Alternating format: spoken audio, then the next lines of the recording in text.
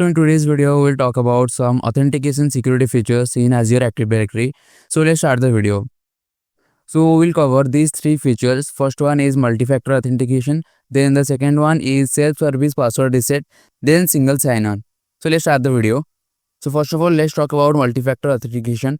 So in multi-factor authentication, when the user will sign in to the Azure Active Directory, then he have to use 2 or more ways to prove his identity before he can sign in.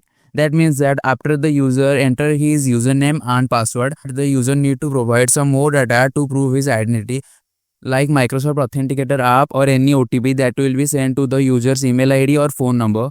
One of the example is Microsoft Authenticator app. So Microsoft Authenticator app will generate a secret one-time password that the user have to provide.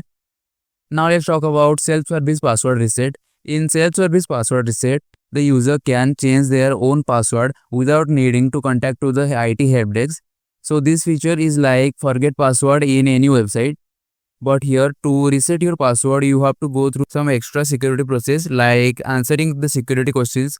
Now let's talk about single sign-on. So single sign-in is a feature that let users sign in once, and after that they can access multiple applications and services without having to enter their username and password again and again. So let's understand it through example. Suppose you sign in to Azure Active Directory.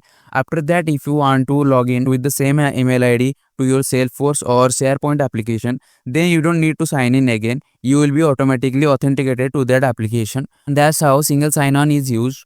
Now let's see the practical of multi-factor authentication. So currently I am in my Azure Active Directory, and from here let's see how we can set multi-factor authentication for users. For that, go to user section, then click on pre-user multi-factor authentication. And for now, all the users multi-factor authentication is disabled. You can select the users to which you want to enable multi-factor authentication.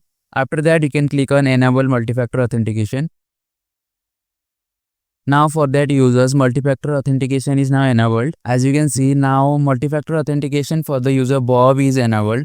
Now every time Bob will log in, he have to provide some extra information to log in. So that's it for this video. I hope you like this video, and if you learn something new throughout this video, then make sure to like the video and subscribe the channel.